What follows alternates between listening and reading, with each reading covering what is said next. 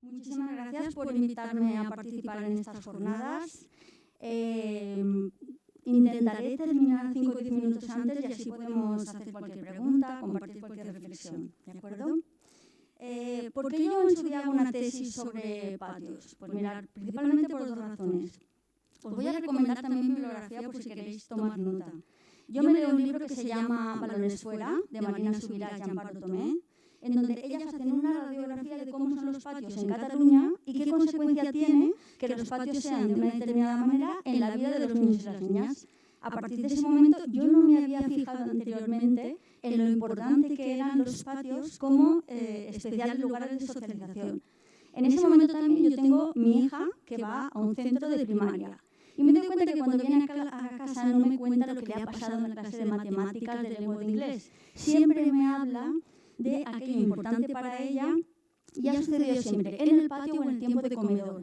Es decir, creo que a nivel psicológico y sociológico las cosas importantes pasan en esos espacios. A partir de ahí decido empezar a centrar. Yo venía trabajando temas de igualdad, haciendo planes de igualdad en empresas desde 2007, etcétera, pero he decidido centrarme en los patios. Para hablar de... Acabaré hablando de patios, pero primero me gusta decir que esto de hacer coeducación tiene que ver con un entrenamiento de la mirada. Y como cualquier otra habilidad, o la entrenamos o no se tiene. ¿Por qué? Porque al sexismo que existe en la actualidad nos hemos acostumbrado a él. Nos hemos acostumbrado a determinadas situaciones, determinados contextos que son absolutamente sexistas, pero forman parte de nuestra naturalidad. Por ejemplo, la pregunta de niño o de niña. Constantemente, allá donde vayamos, si decidimos seleccionar cualquier actividad, ropa, pelos, lo que sea, siempre tenemos la pregunta de niño o de niña, de niño o de niña. Y no nos damos cuenta muchas veces que desde la infancia las criaturas están aprendiendo que esto es algo en lo que definitivamente tendrán que encajar, de niño o de niña.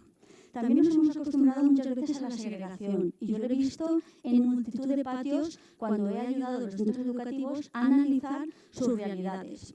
Había una experiencia absolutamente segregada en el juego y formaba parte de la cotidianidad de las relaciones del alumnado. Entonces, insisto en que esto de hacer coeducación tiene que ver con un entrenamiento de la mirada.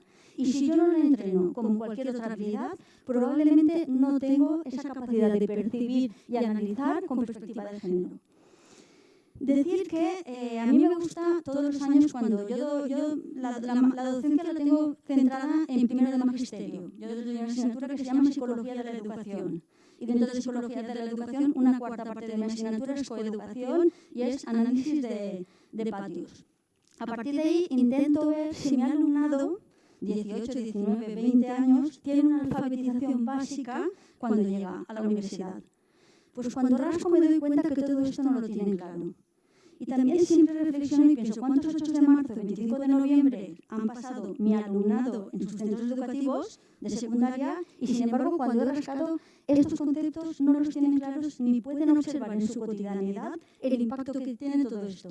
Entonces, creo que es importantísimo centrarnos y hacer una alfabetización básica. Porque si yo no sé qué es el androcentrismo, para mí no existe el androcentrismo. Si yo no sé qué es la diferencia entre igualdad y equidad, probablemente cualquier acción positiva la voy a percibir como injusta. Alguien me tendrá que explicar todo esto. Entonces, lo considero de vital importancia para insertar todo este vocabulario desde las etapas infantiles, sobre todo cuando trabajamos con las familias, y también en las etapas primaria, por supuesto, secundaria. Es importantísimo para poder interpretar y saber esto de los patios, si son coeducativos, si responden a escuelas mixtas, etcétera, desarrollar muy bien los conceptos de los estereotipos y los roles de género. Porque el mundo, cuando te ofrece una realidad y te interpreta y te muestra, si no tenemos la capacidad de analizar estereotipos, estamos asimilando. Y quiero que en todo momento de mi intervención nos posicionemos en una criatura que nace e intenta encajar en el mundo tal y como se estructura. No sé si conocéis la obra de Yolanda Domínguez, Malditos estereotipos. ¿Conocéis este libro? Os lo recomiendo porque Yolanda Domínguez lo que hace es ayudarte a ponerte las gafas cuando ves medios de comunicación. Los medios de comunicación son agentes socializadores de primer orden, sobre todo a determinadas edades. Y los medios de comunicación, cuando te trasladan ese imaginario de lo que se supone masculino o femenino, no lo hacen de una forma aleatoria o de una forma equilibrada. Entonces, ella en su obra te ayuda a ponerte las gafas de la coeducación para ver medios de comunicación. Vamos a ver aquí un ejemplo. Me gustaría que os fijarais para ver cómo los niños es más fácil que se identifiquen con los personajes masculinos que aparecen en el vídeo y las niñas con los personajes femeninos, por un tema de aprendizaje vicario.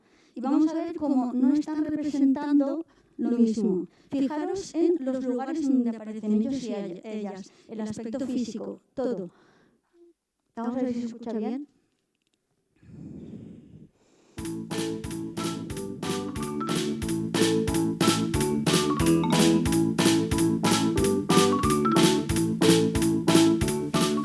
A ver, cuéntanos qué ves en esta imagen.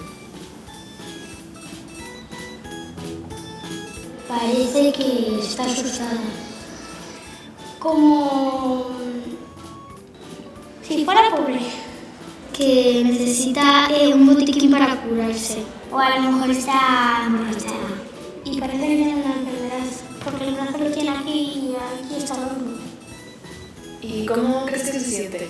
Pues se siente sola. Con miedo. Sí. Y con hambre.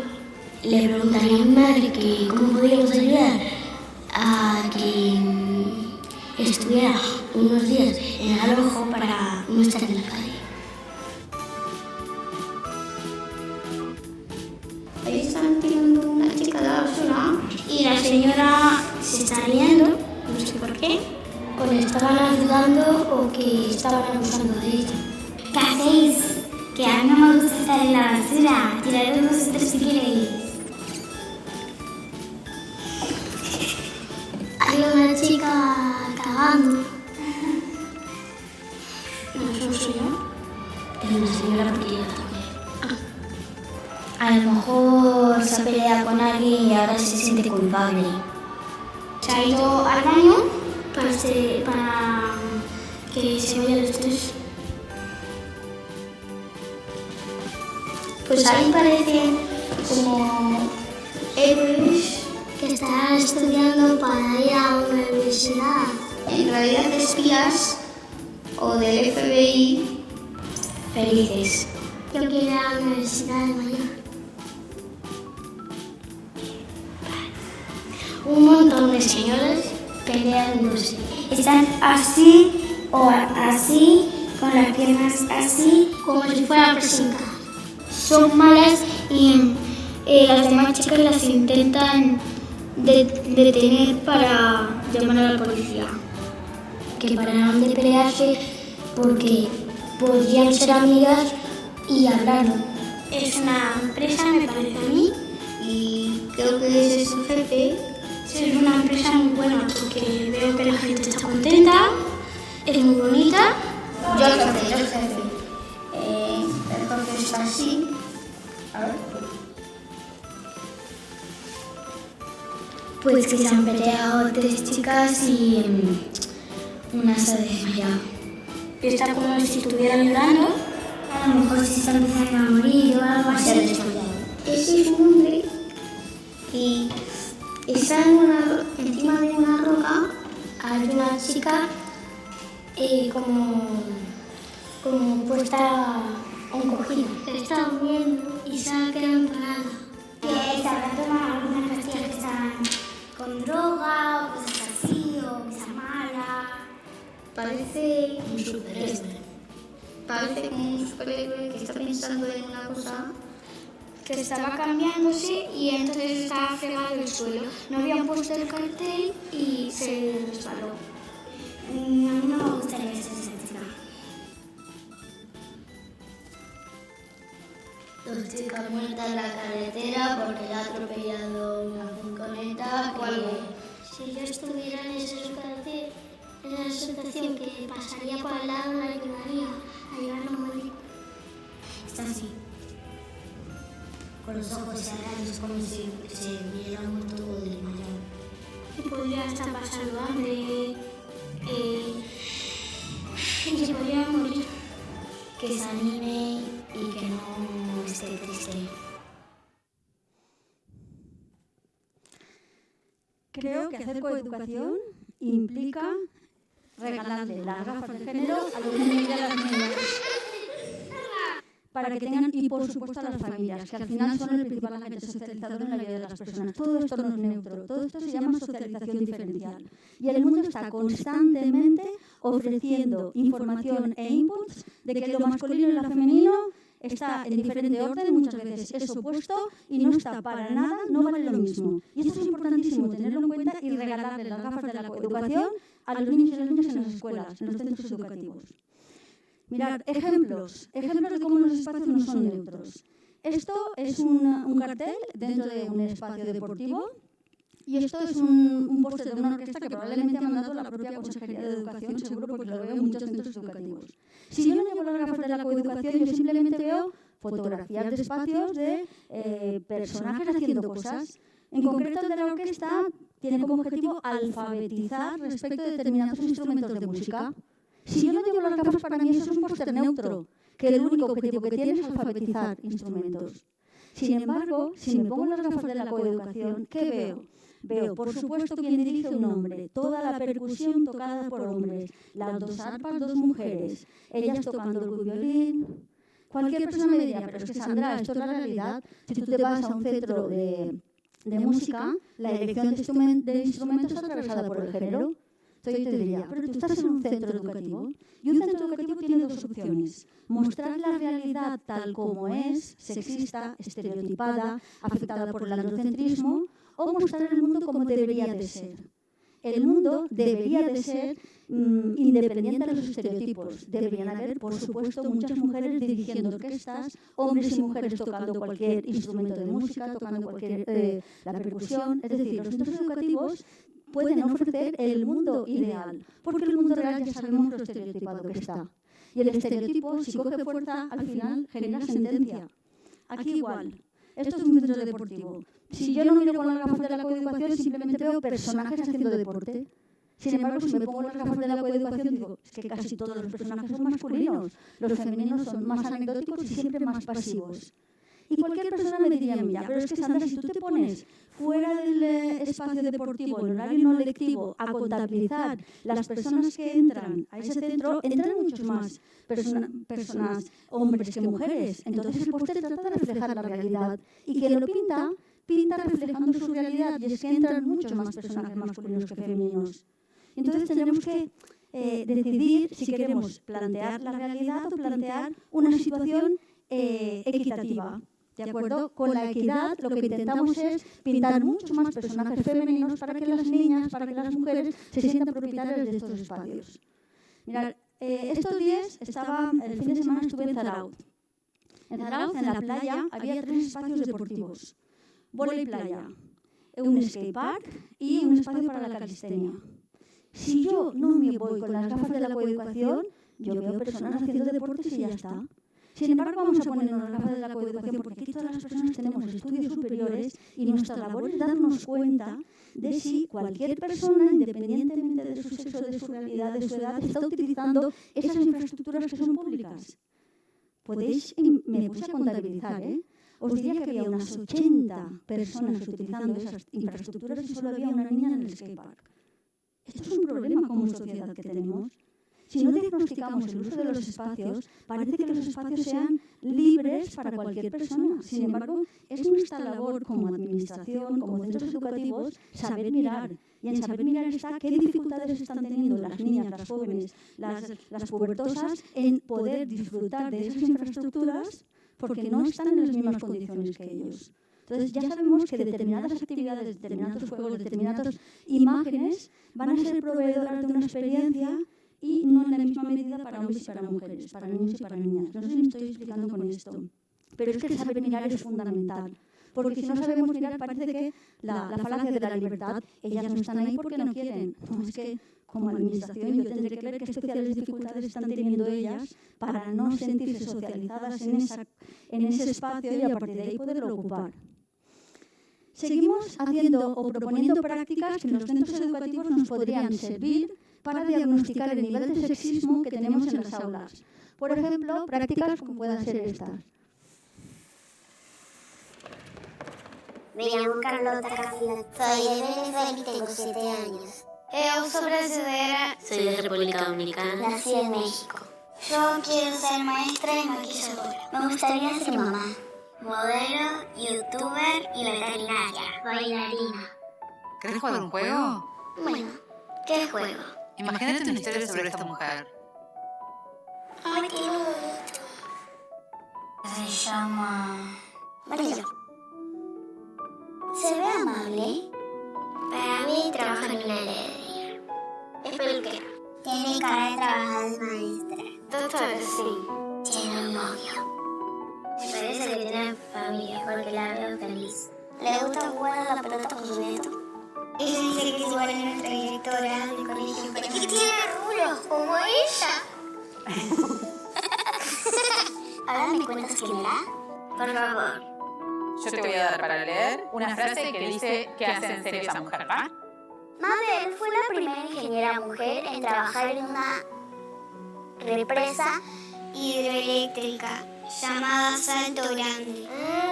Então a mãe da doutora ela ajuda com a eletricidade. Cuando Blanca estudió para ser ingeniera, eran muy pocas las mujeres que seguían esa carrera.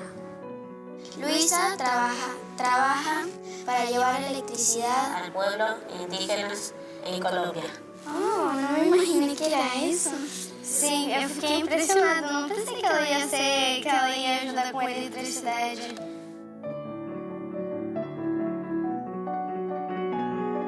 Los científicos, lo que yo sé es que... La mayoría son hombres. Pero a mí me parece que debería haber más mujeres. Porque todas las mujeres tienen derecho a hacer lo mismo que los hombres. Todos pueden hacer lo mismo. Si quieren, si a alguno no le gusta, que no lo hagan. Capaz que de grande pueda ser ingeniera. A mí también me gustaría ser ingeniera. Capaz que sí, porque yo me sé todo sobre números. Como sé contar hasta 30.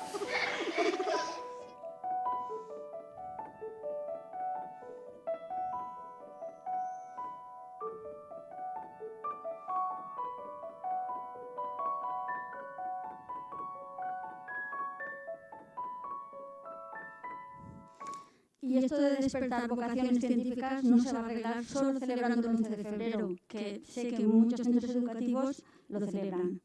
¿Qué consecuencias tiene todo esto que estamos hablando, los estereotipos de género, el androcentrismo, un lenguaje masculinizador, etcétera, etcétera? Es importantísimo conocer este artículo de la revista Science. En ese artículo nos está diciendo que las niñas desde los 6 años se sienten menos inteligentes que los niños. Y esto es gravísimo. El año de la pandemia, una profesora le dije, haz este experimento a ver qué ocurre. Y todos los años mi alumnado en mi asignatura van a centros educativos y hacen experimentos para medir estereotipos de género, sexismo, androcentrismo, y todos los años se repite lo mismo. Esta profesora llega a clase y dice, vamos a hacer una práctica. Vamos a hacer una práctica que desarrolle la imaginación y la creatividad. Vamos a imaginarnos que una persona muy inteligente, esa población se llama Burriana, en Castellón, muy inteligente en Burriana, ha inventado la mejor vacuna frente al COVID que se podría inventar. Solo sabemos de esa persona que es muy inteligente. Vale, clase de quinto de primaria, vamos a poner nombres y apellidos de esa persona. Toda una clase de quinto de primaria, niños y niñas, que no imaginó a una mujer haciendo algo tan importante. Es que si eso pasa en mi aula, yo lo tendré que saber. Porque, ¿qué información me está dando esta simple actividad con un presupuesto cero? Me está diciendo, mi clase de quinto de primaria van a la misma escuela. Las familias socioeconómicamente, académicamente están repartidas aleatoriamente. Tienen el mismo currículum, trabajan los mismos libros de texto, el mismo profesorado, las mismas metodologías, los mismos sistemas de evaluación. Pero mi alumnado no está aprendiendo lo mismo. Está aprendiendo que lo masculino está aquí y lo femenino está aquí. Y eso es algo gravísimo que como sociedad nos compete y nos apela a hacer intervenciones constantemente. Marina Subirats, que es una persona a la que yo admiro mucho y conozco personalmente, me dijo un día, mira Sandra, voy por los centros educativos y el profesorado, cuando me tiene que hablar del alumnado chico que destaca en el aula, siempre me dice, fulanito tal es que es muy brillante, fulanito tal es muy inteligente, este niño destaca tal. Sin embargo, cuando me tienen que hablar del alumnado niña que destaca, siempre me dicen, fulanita de tal es muy trabajadora, es muy hormiguita, pero nunca me dice inteligente. Cuando me dijo eso me quedé, ¡guau! Tendremos que hacer un análisis muy serio, el profesorado, no sea cosa que estemos evaluando de manera distinta cuando una producción es de un niño o de una niña.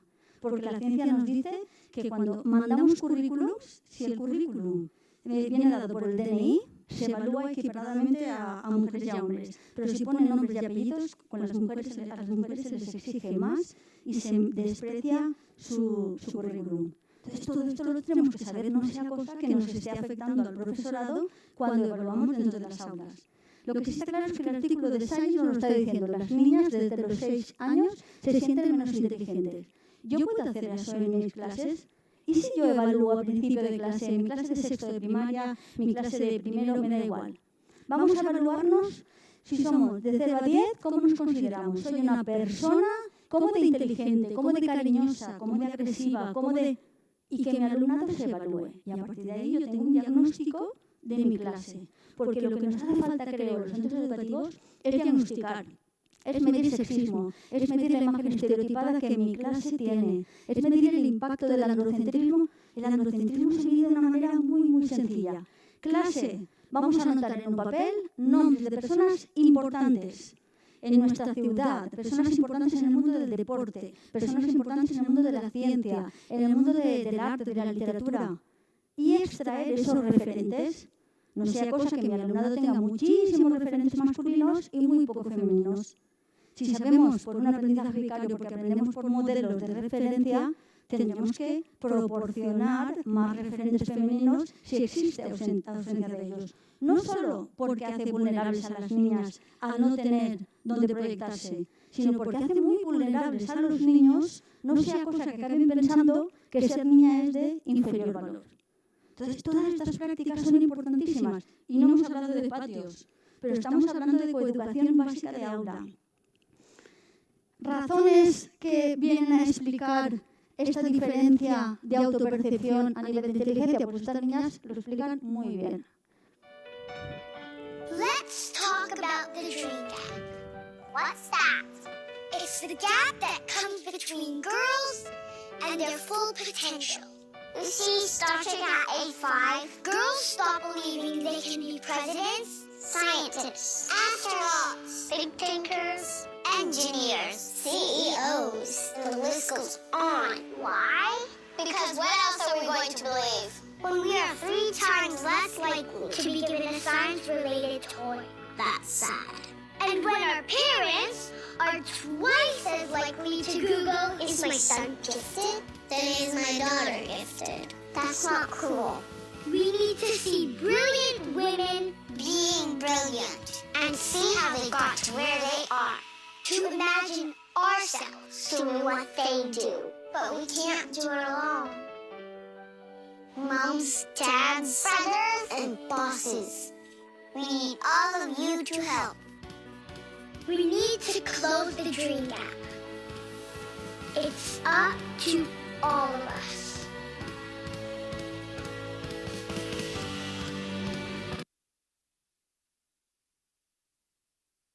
En donde unas profesoras en Murcia trabajan con 175 niños y niñas y se van a analizar un aula de infantil, 5 años, y van a hacer una radiografía de lo que pasa en su clase.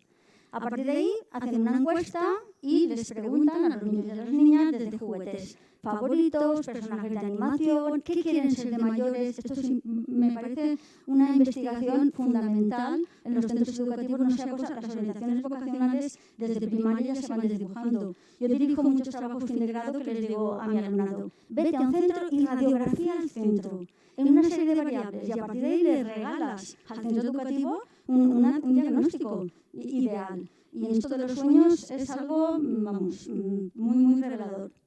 ¿Qué quieren ser de mayores? Tareas del hogar, qué repartos existen en tus hogares, colores favoritos, dibujos animados, etc.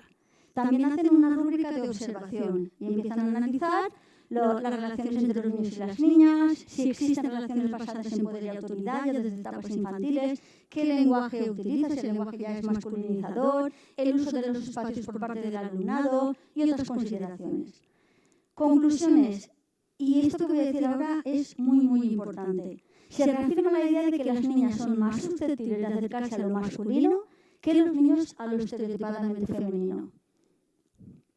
Esto lo vamos a ver después, pero es muy importante darnos cuenta que considero que en los trabajos que hemos hecho en pro de la igualdad se ha trabajado mucho más con las niñas para que consigan disfrutar de lo estereotipadamente masculino sin demasiado coste, pero no hemos conseguido trabajar con los niños para que experimenten aquello estereotipadamente femenino y puedan disfrutarlo sin que por ello sean tachados de. Y ahí creo que tenemos que poner un foco bastante importante. Se determina que juegos y juguetes ya tienen una elección sexista, los datos obtenidos en el aula las niñas prefieren jugar con un juego simbólico, ellos lo hacen en el rincón de las construcciones, etc. Este es un trabajo fin de grado de una alumna mía que coge un cole en Sueca, analiza 203 peques, ¿qué quiere ser de mayor? Si no hubiera sexismo, veríamos que niños y niñas quieren ser de mayores, muchas veces profesiones que conocen, es decir, la de sus familias, o profesiones que socialmente pues están tienen mucho valor o les son muy influyentes. Sin embargo, vemos que las niñas se decantan, quieren ser de mayores, profesiones vinculadas con servicios sanitarios o cuidados, artes y educación. Ellas quieren ser maestras muchísimo. Mientras que los niños, digo deportes por no decir directamente fútbol, pero el canon, el arquetipo de deseo de los niños, siendo esto como es así, siendo es como que los niños están soñando de mayores ser futbolistas, ¿alguien puede pensar que el empoderamiento de un patio futbolero va a ser el mismo por parte de un niño que de una niña? No, está totalmente influenciado por esto. Los niños quieren ser pues, futbolistas, bomberos o policías y trabajos de carácter intelectual. El mundo les está ofreciendo ese arquetipo de persona, ese estereotipo, y se ven influenciados y siempre los niños y las niñas intentan encajar, por supuesto que sí. Este es un informe que ha publicado ADECO de una encuesta y viene en consonancia exactamente los mismos resultados que ha tenido mi alumna cuando ha hecho el trabajo integrado en la escuela. Niños y niñas con intereses vocacionales ya totalmente distintos. Interesante estudio. En este estudio se recogen 3.791 peques que están haciendo en su horario extraescolar. Si no hubiera sexismo, veríamos que niños y niñas se han apuntado a actividades en su horario extraescolar totalmente aleatorias en base a sus diferencias individuales, que en la época infantil hay muchísimas diferencias individuales. Sin embargo, ¿qué nos dicen los resultados? Los resultados los tenemos aquí. Las actividades que están arriba, existe una inscripción estereotipadamente masculina. Muchos niños se han inscrito en las actividades de arriba y pocas niñas. Y en las de aquí de abajo al revés. Hay muchas niñas inscritas aquí y pocos niños. Por ejemplo, voleibol. De 94 criaturas apuntadas a voleibol, 92 son niñas y 2 niños. Esto se llama segregación. ¿Cuántas familias dirán, todo no encaja? Tengo a mi hijo aquí arriba y a mi hija aquí abajo. Están donde deberían estar. Los centros educativos creo que tenemos que ser proveedores de esa idea de qué empobrecedor es que tu niño no se relacione con niñas o de que tu niña no se relacione con niños.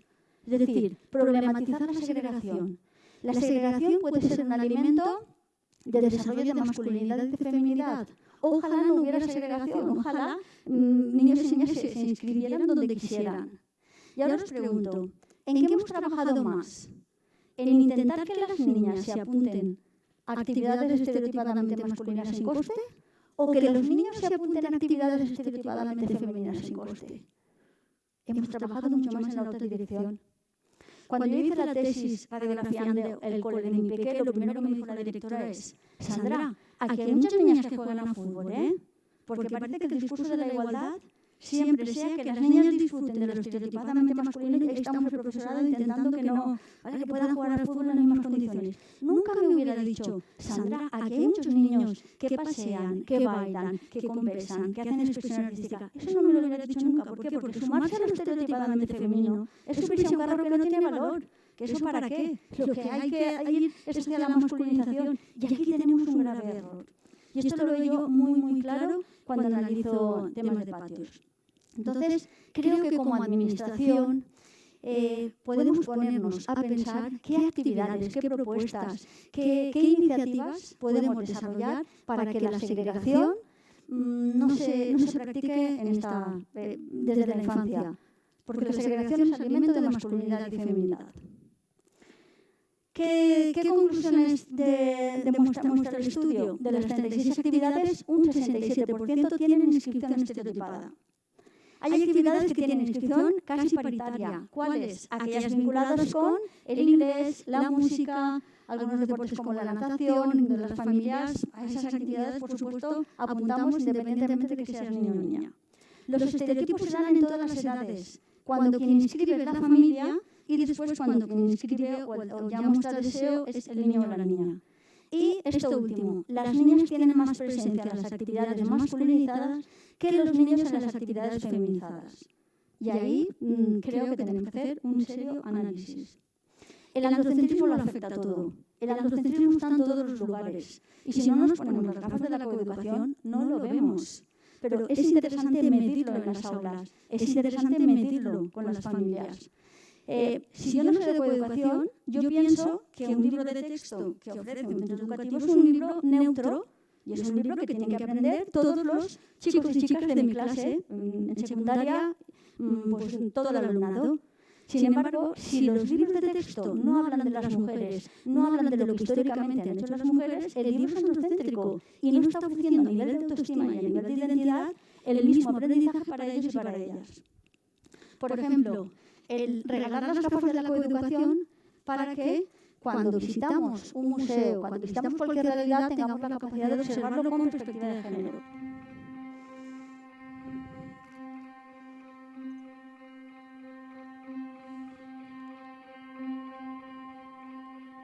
Velasquez, Pizarro, Rubens, Picasso, Leonardo, Caravaggio.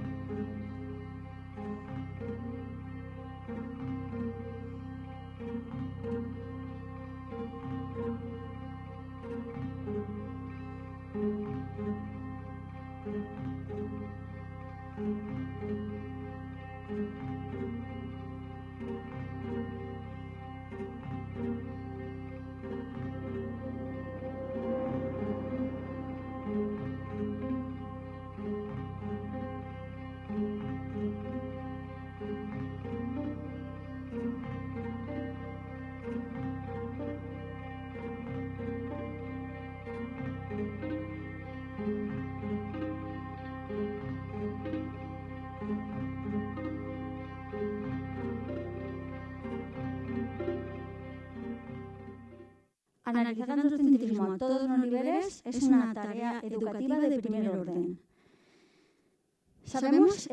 Conocemos a Ana López Navajas. Ana López Navajas, anotárosla, hay que escuchar presentaciones suyas, es la persona que está cambiando el currículum a nivel internacional, porque es la persona que se ha dedicado a medir androcentrismo y a poner a todos los gobiernos en primera línea para que se vaya solucionando. ¿Qué tanto por cien diríais de presencia femenina en la actualidad tienen nuestros materiales educativos en la ESO? Pues mirad, un 7,6%. Los materiales educativos que están aprendiendo nuestros jóvenes en secundaria solo tienen un 7,6% de presencia femenina. Sin embargo, si yo, profesorado, no sé del impacto del androcentrismo, pienso que mi clase está aprendiendo lo mismo. Si los libros de texto no hablan de las mujeres, ni de lo que han hecho las mujeres en la historia, y con ello también de los cuidados, es importantísimo hablar de los cuidados. Ojalá, cuando se te representa a fulanito de tal en la época tal, inventó tal cosa, y fue una cosa importantísima para el desarrollo de la humanidad. Ojalá también ese libro de texto te dijera, y fulanito de tal tuvo 9 peques. Y esta persona con nombres y apellidos cuidó de esos 9 peques. Y gracias a que una persona cuidó de esos 9 peques, fulanito tal pudo hacer este invento, pudo hacer este desarrollo. Es decir, hablar de los cuidados es importantísimo. Porque si los centros educativos no hablamos de esto, legitimamos que esto no es importante, que lo importante es lo que hizo fulanito tal con el descubrimiento de... Entonces, los cuidados, si no los ponemos en primer orden, no van a tener esa relevancia ni esa importancia. Los niños y las niñas lo están interiorizando. Y ya sabemos que aún hoy en día las manos que cuidan son mucho más manos femeninas que manos masculinas. Entonces eso también ayuda al deterioro de lo masculino y lo femenino. Mirad, otro ejemplo de androcentrismo que tal vez, ¿por qué no?, se hubiera podido organizar de otra manera. Vamos a ver un acto deportivo que se emite por los medios de comunicación y que si no llevamos las gafas de la coeducación simplemente vemos un hecho importantísimo de una relevancia internacional emitido por televisión. 15 seconds.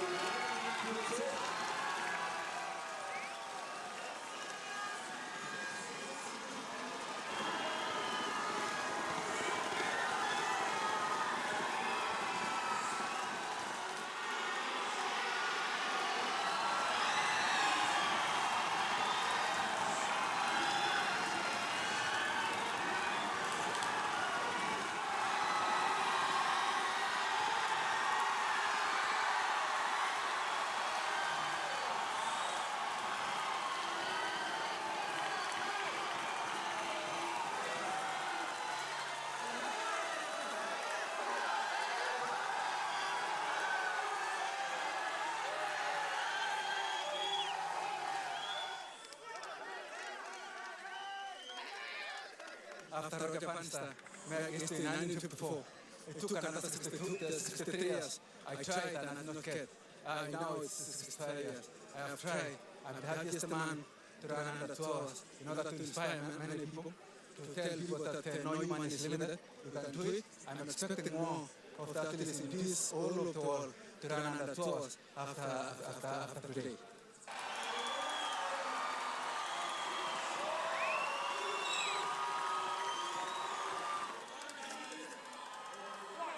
Impresionante, retransmitida en los medios de comunicación, 41 liebres, todo hombres, todos los medios que transmiten la noticia, que van con la prensa, todo hombres. Esto se llama androcentrismo y ojalá como sociedad tuviéramos la capacidad de verlo, porque a la medida en que lo veamos nos daremos cuenta de la importancia que tiene incorporar mujeres. Las niñas necesitan ver mujeres en cada uno de estos profesiones, gestas, etcétera, para poder identificarse, para poder decir yo ahí también puedo llegar. A lo mejor yo soy una niña que me dedico a hacer atletismo y necesito, por supuesto, decir, no da igual cómo organicemos las cosas. Sobre todo no da igual las cosas que hacemos desde la administración pública, tenemos que pensarlas muy bien, porque si no, directamente el androcentrismo nos come, refleja la realidad y parece que, pues mira, ellas ni están ni se las esperan. Entonces, son ejemplos, pero creo que en nuestra cotidianidad podemos caer en la cuenta y darnos cuenta, porque si no insertamos la perspectiva de género, el mundo se nos revela sexista, estereotipado y androcéntrico. Importantísimo conocer el proyecto que ha liderado Ana López Navajas. En su página web podemos tener recursos a nivel de banco de recursos, catálogos de obras musicales, obras literarias, obras de arte, cursos de formación, para intentar que los materiales educativos dejen de ser androcéntricos. Porque si yo cuando recibí mi formación universitaria recibí también una formación androcéntrica, yo no tengo recursos para después insertar dentro del aula. Y a lo mejor pienso que es que no han habido mujeres importantes en la música, en el arte, en la ciencia. Bueno, pues Ana López Navajas lo que está haciendo es modificar ese currículum y poner en primera línea mujeres que han hecho obra cultural a todos los niveles y en todas las épocas de la humanidad del mismo nivel que los hombres, que sí que los conocemos y que sí que aparecen en los libros de texto. Entonces, para corregir nuestro propio bagaje cultural es imprescindible conocer la obra de Ana. Os recomiendo también la página web de la Asociación por la Coeducación, en donde tenemos una pestaña que pone materiales coeducativos, vídeos, cortometrajes. Hay muchísimos materiales que están a disposición pública y que se pueden utilizar perfectamente en centros educativos y en todas las aulas. Y todo esto, al final, acaba colaborando en la construcción de la masculinidad y de la feminidad. La masculinidad y la feminidad son las mochilas de género puestas encima de la mesa y analizadas. Para trabajar masculinidades os recomiendo el documental Clonar a un hombre, que tiene una guía de trabajo asociada, y La máscara con la que vivimos. También el libro de Escuelas Libres de Violencias Machistas considero también que nos ayuda a poder observar esa construcción de la masculinidad y de la feminidad y los efectos perversos que puede tener en el desarrollo humano. Por una cuestión que tiene que ver con la feminidad, más niñas padecerán anorexia y bulimia en su ciclo vital que más niños. Por un problema que tiene que ver con la masculinidad, si tú eres un joven adolescente, tienes más probabilidades de matarte en un accidente de moto que si eres una joven adolescente. Porque la asunción de riesgos innecesarios tiene que ver con la construcción de la masculinidad. Y a nivel educativo esto es vital que hablemos de ello en las aulas. Una niña este verano, en cualquier acantilado de la Comunidad Valenciana, le dirán, ¿a que no hay huevos de tirarse? Y la niña dirá, a mí esto me da miedo, yo no me tiro. Y no perderá feminidad por ello. Sin embargo, un niño adolescente puede decirle, ¿a que no hay huevos para tirarse? Y asumir esa conducta de riesgo teniendo miedo simplemente por encajar en el arquetipo de la construcción de la masculinidad, que tiene asociados una serie de valores. Ojalá cuando voy yo a un instituto de todo esto me hablaran, porque a lo mejor harían prevención a muchos tipos de accidentes, conductas, etcétera, que yo, por mi mochila de género, tengo más predisposición a acabar sufriendo que, en este caso, que las niñas. Ejemplos de segregación, ejemplos que alimentan masculinidad y feminidad. Yo todos los años, yo trabajo en un centro universitario que somos una cooperativa. Entonces tenemos diferentes grados y mucha oferta de ciclos formativos de grado medio y de grado superior. Y tenemos mucha oferta de base digital, tecnológica, informática. Bueno, pues estos datos todos los años siguen sucediendo así, porque yo pido datos de matrícula. Estos son ciclos formativos, mirad, clases enteras en donde no hay ninguna chica. Es que esto es un problema social lo que tenemos.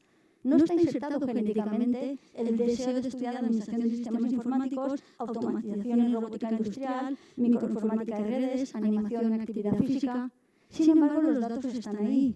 Si yo sé que estos datos son reales y se suceden año tras año, tal vez desde la época de primaria en los centros educativos no tengo que empezar a trabajar. ¿Por qué? Porque encima es que estos son ciclos formativos que tienen muchísima salida profesional. En segundo ya se insertan en las empresas. El mundo y el futuro va a ser de base científica, tecnológica y digital. Y las niñas no se ven estudiando ese tipo de carreras o ese tipo de desarrollos. Y nos lo dicen los datos. Entonces es importantísimo trabajarlos. ¿Dónde están ellas? Bueno, mirad, aquí, si yo me voy al ciclo de educación infantil, yo soy tutora del grado de educación infantil del grupo primero A. Tengo en mi clase 40 chicas y un chico. Las cooperativas están haciendo acciones positivas. Yo pertenezco a un grupo de cooperativas que se llama COE, de red de escuelas infantiles, primaria y secundaria. Y lo que están haciendo las cooperativas son acciones positivas. Están contratando hombres para trabajar en infantil, por aquello de cambiar el modelo y que niños y niñas puedan visibilizar que en los cuidados de infantil también hay mucha presencia masculina. En definitiva, todo esto que estamos viendo aquí, estereotipos, androcentrismo, sexismo, masculinidad, feminidad, tiene que ver con una socialización de género diferencial. El hecho de ser chico o chica desde la infancia hace que tú aprendas una serie de sistemas de influencias diferente. En la medida en que los centros educativos seamos proveedores de esas gafas de la coeducación, probablemente veremos todo el impacto que tiene todos estos aprendizajes y podemos empezar a remediarlos. Muchas veces yo en los centros educativos el profesor me dice, sí, Sandra, pero es que esto es la familia. Es que poco tenemos que hacer los centros, la familia es quien, vamos, el principal agente socializador de la vida de una persona es la familia. Y yo les digo, sí, pero muchas veces nos reunimos con las familias y hacemos sesiones informativas. ¿Por qué no hacemos sesiones formativas con las familias? Muchas familias no tienen la capacidad de manejarse con este tipo de conceptos, estos libros que estamos hablando aquí, estos artículos científicos. Tal vez tenemos que cambiar la relación con las familias y pasar de ser informativas a ser formativas. También es verdad que siendo la familia el principal agente socializador en la vida de una persona, la familia no está obligada por ley a ser coeducativa. Los centros educativos sí. ¿Qué hacemos los centros educativos para impactar con todos estos aprendizajes? Porque yo puedo dar matemáticas o matemáticas con perspectiva de género. Yo puedo dar educación física o educación física con perspectiva de género. Lo que ocurre es que si yo no llevo constantemente las gafas de la coeducación y me entreno para tener la capacidad de analizar toda esta realidad, el sexismo me pasa por delante de la cara y no me doy ni cuenta de ello. Entonces, es un constante. Yo muchas veces a los centros educativos que les doy formación ahora llegando el verano les digo, nos comprometemos todo el claustro a leernos el mismo libro que hable sobre estas materias este verano y cuando vengamos en septiembre hacemos una tertulia dialógica, porque sí que invitamos a las clases a que se lean el mismo libro, toda la clase leyendo el Principito, toda la clase leyendo, pero nosotros como profesorado nos leemos el mismo libro y que tenga que ver con estas materias. Yo soy doctora en esto y sigo formándome y cada vez que leo un artículo digo, en esto me había dado cuenta. Yo no había caído en la cuenta de que sigo aprendiendo, es decir, es un aprendizaje continuo. Somos agentes de socialización más. Tenemos la familia, tenemos la escuela. ¿Somos una escuela mixta o somos una escuela coeducativa? La escuela mixta ofrece igualdad. La escuela coeducativa tiene la capacidad de ofrecer equidad, que es mucho más justa que la igualdad. ¿Cuál es nuestra misión? Diagnosticar, ver el sexismo, cómo ha impregnado el sexismo nuestra escuela, nuestro centro educativo, aplicar un tratamiento y valorar la mejora. La coeducación va a ser esto, pero si no diagnostico no me doy cuenta. Como los centros educativos están impregnados de ser entidades socializadoras que ofrecen igualdad. Claro que sí, de hecho habrán niños y niñas que el espacio más igualitario por el que pasen en toda su vida sea un centro educativo, no lo dudo. Aún así, si no nos formamos en coeducación, el sexismo entra por las ventanas, entra por las puertas y no nos damos cuenta. ¿Qué receta de cocina daría yo? En el caso de que no tengamos la certeza de que todo el profesorado... Mirad, yo al principio cuando iba a dar formación a los centros les pasaba un cuestionario. Y lo primero que les decía es, ¿sois un centro coeducativo? Y todos me decían, claro que sí, en un proyecto educativo de centros coeducativos. Pero después les decía, por favor, levantadme la mano a aquellas personas que tengáis formación especializada en coeducación. Es decir, entrenamiento de la mirada. Y me daba cuenta que muchísimos centros no tenían a personas formadas en esto. O, por ejemplo, en los patios. Cuando yo analizaba patios, primero les pasaba una encuesta para conocer su sistema de creencias. ¿Crees que los niños y las niñas ocupan los mismos espacios en tu centro? ¿Crees que los niños y niñas juegan conjuntamente? ¿Crees? ¿Y sabéis qué me daba cuenta? Me daba cuenta que cada persona estaba mirando y interpretando el patio de manera distinta. ¿Por qué? Porque no habían hecho diagnósticos objetivos para saber lo que estaba pasando. Y siempre pensaba, ¿cómo les voy a proponer intervenciones en el patio si cada persona está interpretando algo distinto? Lo primero que tenemos que hacer es un diagnóstico. Y a partir de ahí, datos objetivos puestos encima de la mesa. ¿No nos gusta lo que pasa? Estupendo. ¿No nos gusta lo que pasa? Vamos a hacer una intervención.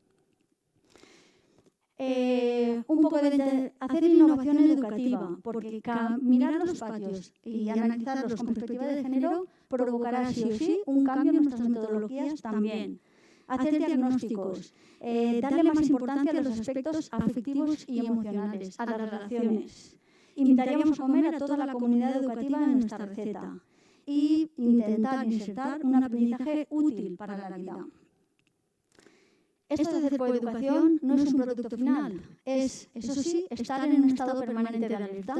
Me pongo las gafas y empiezo a mirar. Y muchas veces si no las llevo, ya os digo, es que el sexismo nos pasa por delante de la cara y muchas veces ni lo vemos.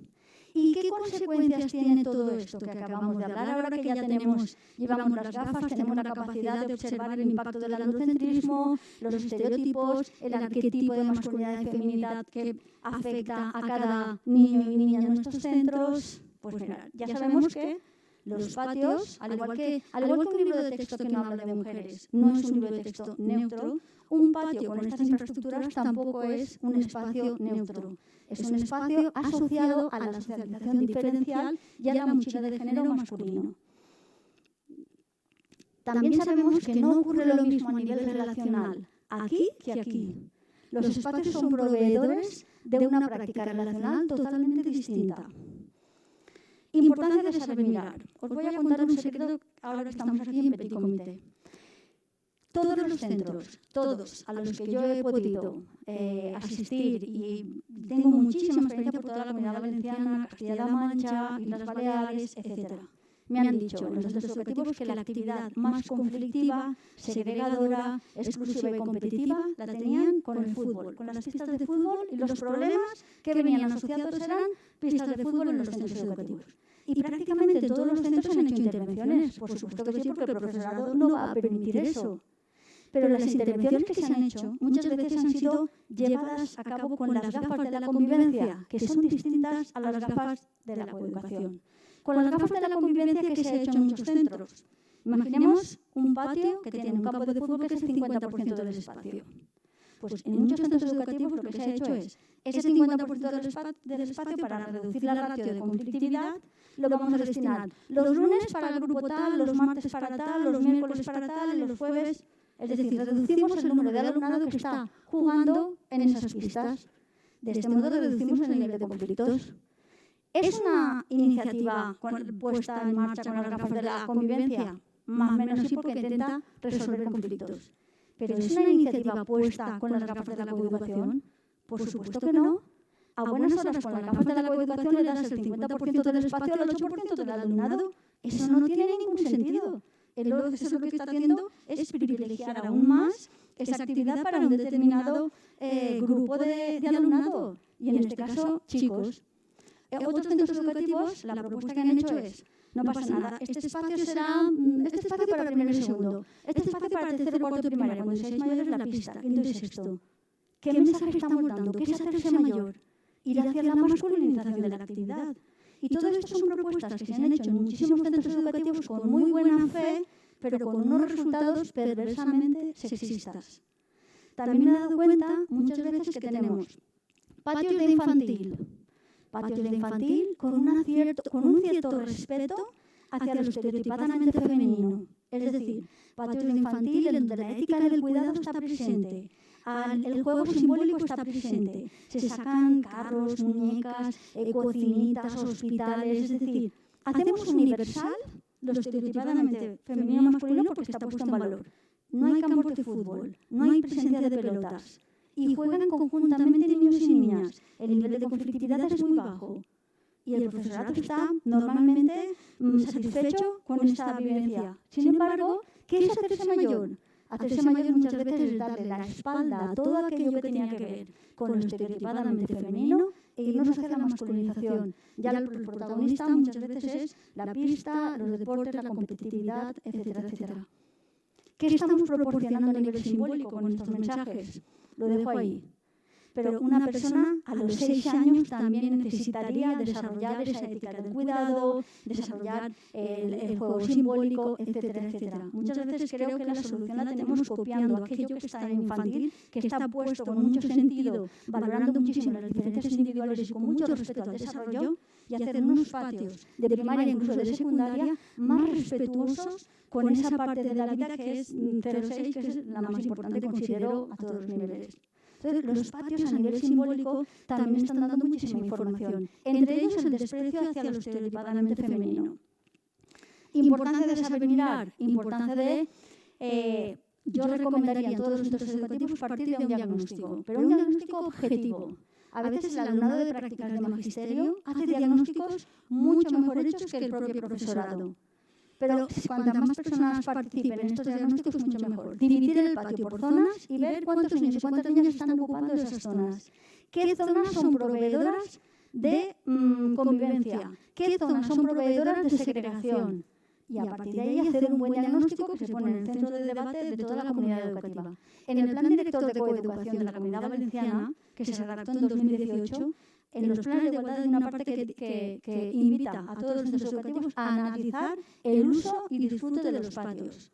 Por aquello de que no podamos pensar que ellas no ocupan esos espacios porque no quieren, o ellos no van a esos lugares porque no quieren. Pues mira, no, es que en los centros educativos todo el mundo es propietario de los mismos espacios. Contar número de niños y niñas en cada zona, anotar quiénes ocupan los espacios centrales y quiénes la periferia, número de niños y de niñas con conductas activas y pasivas físicamente, valorar si las agrupaciones en el juego están segregadas o son mixtas. Yo me he dado cuenta que muchas veces el sistema de creencias que tiene el profesorado es que las niñas son más tranquilas. Como las niñas son más tranquilas, no necesitan ocupar espacios tan grandes, con tanto protagonismo en la actividad física, etcétera, etcétera. Y ese sistema de creencias muchas veces afecta la propia capacidad de observación y análisis de los patios. Las gafas de la coeducación, lo que comentaba antes, no son las mismas que las gafas de la convivencia. ¿El fútbol está insertado como un derecho o como un privilegio? ¿Qué interpretación tenemos de cómo se vive el campo de fútbol por parte del alumnado? Y de ahí también extraer un debate interesante. Y todo esto lo haremos, no sea cosa que el hecho de ser niño o niña haga que tú practiques y desarrolles habilidades y competencias diferentes en el patio. Yo no digo que unas sean mejores que las otras, por supuesto que no.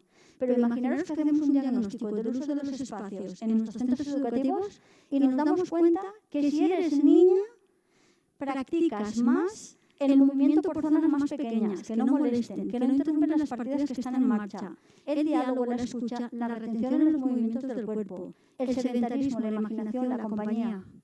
Imaginemos que el hecho de ser niño hace que tengas más probabilidades de poner en práctica el ejercicio y el esfuerzo físico, la movilidad, la extensión del cuerpo en el espacio, las habilidades de trabajo en equipo, la superación personal, grupal, que genera la competición, saber ganar o perder, el éxito de jugar bien, marcar un gol, canastar, etc.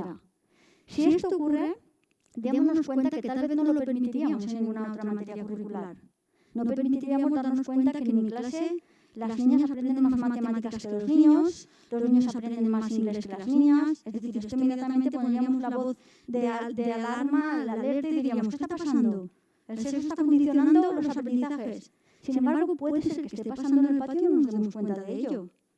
Si los centros educativos son espacios compensadores de desigualdades, que lo son, muchas veces démonos cuenta cómo los patios en ocasiones son proveedores de las mismas experiencias que ya cierto alumnado está teniendo fuera del cole.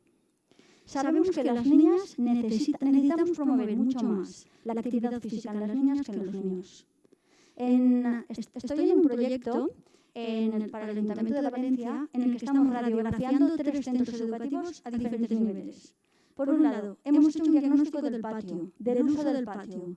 ¿Dónde están ellos? ¿Dónde están ellas? ¿Cómo son las agrupaciones? ¿Qué tipo de actividades están haciendo? Etcétera, etcétera. Después también estamos poniendo acelerómetros en los tobillos de niños y niñas para saber el nivel de actividad física que acumulan en una jornada lectiva escolar. ¿Por qué? La Organización Mundial de la Salud nos está diciendo que para tener salud en la infancia, los niños y las niñas deberían desarrollar al menos 1 hora de actividad física moderada o vigorosa al día. Queremos saber en una jornada lectiva de 9 de la mañana a 4:30 de la tarde cuánto tiempo están acumulando de actividad moderada o vigorosa, porque eso significaría que si, por ejemplo, están acumulando 30 minutos, las familias deberían de ser proveedoras de 30 minutos fuera de los centros para alcanzar esa hora que nos está diciendo la OMS. Bueno, hay clases que como media las niñas están teniendo 14 minutos menos de actividad física moderada o vigorosa. 14 minutos. Esto es, y en todos los niveles, en los 3 centros que estamos midiendo la acelerometría, siempre las niñas conductas más pasivas que los niños. Menos cuando hay intervención del profesorado. en los momentos, porque los acelerómetros te permiten ver al día cuando están haciendo actividad física, cuando al mediodía hay un monitoraje haciendo determinadas actividades. Es decir, cuando hay una intervención por parte de personas adultas, se equiparan las medias. Niños y niñas acumulan la misma actividad moderada y vigorosa en actividad física. Sin embargo, cuando es juego libre, por ejemplo, tiempo de patios, en esos patios muchas veces fútbol-centristas, ahí estamos viendo que está totalmente descompensado. Las niñas pasan a ocupar la periferia de los espacios y los niños siempre tienen esa habilidad del fútbol, el básquet, haciendo actividad moderada y vigorosa. Si los espacios educativos son espacios compensadores de desigualdad, tendremos que darle una vuelta a esto. Pero necesitamos hacer equidad a este nivel. Las niñas están siendo mucho más sedentarias que los niños en los espacios físicos. Y otro dato que también estamos radiografiando es temperatura. Esta semana, en los centros que estamos radiografiando a nivel de temperatura, hay una diferencia de 20 grados, 20 de estar debajo de la canasta de básquet a debajo de un árbol en un patio de Valencia. El mes de mayo ha habido una diferencia de 15 grados, pero junio están habiendo 20 grados. Es decir, es insostenible la temperatura que tenemos en nuestros patios cuando no existen zonas verdes y también dentro de las aulas. Entonces, con estos tres niveles estamos radiografiando los tres centros educativos para extraer conclusiones que se puedan extrapolar a otros centros educativos con similares características. Pero es importantísimo radiografiar a todos los niveles. Muchas veces, cuando hablamos de patios coeducativos, da la impresión de que los patios coeducativos tengan que ser menos proveedores de actividad física moderada y vigorosa. Y esto no es así, todo lo contrario. Lo que ocurre es que necesitamos fomentar actividad también a aquellas personas, en este caso aquel sexo, que más deteriorado ve por un sistema de género y por la socialización diferencial esa actividad física deportiva. Y entonces le damos importancia a todo ese currículum oculto, el perverso discurso de la igualdad. Estamos ofreciendo centros educativos que tienen las mismas aulas, el mismo profesorado, las mismas metodologías, mismo sistema de evaluación, mismos libros de texto, mismos referentes, mismos lenguajes. Sin embargo, aprendizajes distintos, porque son aprendizajes totalmente condicionados por todo esto que estamos viendo aquí. Por ejemplo, os voy a poner un ejemplo de un diagnóstico que hemos hecho en un centro educativo. Justo mañana vamos a ver los resultados de todo este diagnóstico en este centro. Hemos hecho observaciones en el patio. Tenemos listado el juego pasivo que actualmente en este patio se está desarrollando, el juego activo, qué materiales se están utilizando. Y se ha hecho observación en el patio, cada uno de los espacios del patio, que son proveedores de qué tipo de relación, qué tipo de experiencia, etc. Observaciones en el patio. ¿Sabéis una cosa muy interesante que me está pasando en todos los coles a los que hacemos observación? Las niñas se las ven menos que a los niños. Al ser menos protagonistas del espacio central y al ser más pasivas físicamente, cuando el profesorado tiene que anotar cuántos niños y cuántas niñas hay en el patio, en total vamos a sumar la presencia de todo el alumnado. Y ahora vamos a ubicar. Cuando empiezan a ubicar por zonas a los niños, hay más ratio de niños que de niñas. Es decir, a las niñas las vemos menos, incluso cuando las contabilizamos y las ubicamos en el espacio. Y esto es también algo muy revelador para mí. O no las vemos porque son niñas, o no las vemos porque se mueven menos, y entonces pasan desapercibidas y valoramos mucho más el movimiento que la pasividad. Esto es un dato, creo que, para poner en el centro de la mesa y analizarlo muy bien. En el cole infantil, ¿qué nos gustaría tener en el patio? Es muy importante cuando hacemos una radiografía de patio, un diagnóstico, partir también de tener la capacidad de mostrar ideas. Yo me he dado cuenta que si tú un patio futbolcentrista le preguntas al alumnado, sin inspirar, con más ideas, ¿cómo te gustaría que fuera tu patio? El alumnado tiende a manifestar que quiere lo que tiene, pero más. Es decir, que tenemos 3 campos de fútbol, pues quiero más campos de fútbol, pero lo que quiero es que las porterías tengan redes y en vez de gravilla, que tengamos césped. Pero el alumnado no tiende a innovar con nuevas ideas si antes no le inspiramos con opciones. Entonces aquí puede ser opciones de infantil. Pues todas estas opciones en el primer ciclo de primaria nos gustaría tener en nuestro patio, pues este tipo, por ejemplo, de experiencias. En segundo ciclo de primaria, ¿qué nos gustaría tener en el patio? Entonces el alumnado empieza a decir, lugares para escalar, espacios de videojuegos, porque están ahí muy tecnológicos. Museos de dibujos para los niños y las niñas, espacios de grafitis, más balancines, tirolinas, espacios con árboles, eliminar la pista de fútbol, piscinas, poner césped, etcétera, etcétera. Pero toda esta fase es muy rica si inspiramos con ideas, si no, muchas veces son reduccionistas. ¿Cuáles son los espacios libres de la socialización diferencial? Por supuesto, Tonucci ya nos dice. Cuando los niños y las niñas manifiestan, señor arquitecto, en lugar de toboganes y sitios vivos, lo que nosotros queremos es arena, agua, setos y piedras. Queremos elementos naturales. La naturaleza no está insertada en ninguna mochila de género. La naturaleza le pertenece a todas las personas por igual. Y la naturaleza requiere cuidados. La ética del cuidado que tanta falta nos hace en los centros educativos, porque venimos de un sistema androcéntrico que no ha hablado de los cuidados, lo pondríamos en valor si tenemos espacios naturales en nuestros centros. ¿Cómo pueden ser los patios? Realicé esta tabla por si le puede servir de ayuda a algún centro cuando tiene que co-crear espacios nuevos o centros educativos que de repente tenemos que crearlos de cero y nos podemos sentar con el equipo de proyectistas de arquitectura por esto de soñar. Pues me imagino un patio que tenga una zona de circuito perimetral para poder pasear, correr, para que educación física la pueda utilizar, para ir en bicicleta, patinar, aprovechando todo el perímetro del centro educativo, haciendo como una pista, se pueden desarrollar a nivel de actividad física, incluso para insertar descansos activos. Estoy investigando ahora muchísimo por esto del sedentarismo al que vamos abocado por el cambio tecnológico en la infancia, el insertar descansos activos metodológicamente en los centros. Entonces, con una pista, imaginaros que invertimos en salud, porque entre clase y clase hacemos que el alumnado se mueva físicamente. Y así, esa ratio que os decía antes, que medíamos en los acelerómetros, poderlo compensar. Zonas de arena, zonas de recorridos o circuitos, zonas de desniveles. La psicomotricidad no se desarrolla en un sitio totalmente liso y totalmente plano. La psicomotricidad se desarrolla con retos psicomotrices. Entonces, podría ser también nuestro patio, ¿por qué no?, un proveedor de retos psicomotrices. Zonas íntimas o de alta mira, porque hay alumnado que necesita el juego tranquilo, el juego íntimo, los espacios para contar los secretos, para decir cosas importantes. Zonas artísticas. Yo muchas veces digo, ¿por qué el profesorado de plástica, de las menciones de plástica, de música, no reivindica espacios artísticos en sus patios? Parece que el patio sea la única aula de educación física y ya está, que es muy importante y que no digo que no, pero es que el patio puede ser la mejor de las aulas de todo el centro. Si tenemos un espacio, un patio natural, ¿por qué no dar ciencias naturales en el patio? Si podría ser la mejor de las aulas de todo el centro. ¿Por qué nuestro patio no puede ser una aula con muchas opciones de libre disposición? Que hoy voy a salir a dar música en el patio porque tengo unos espacios, unos murales o el patio es proveedor de una experiencia para mí. Zonas de socialización, para conversar, para hacer claustros, para reuniones con las familias, etc.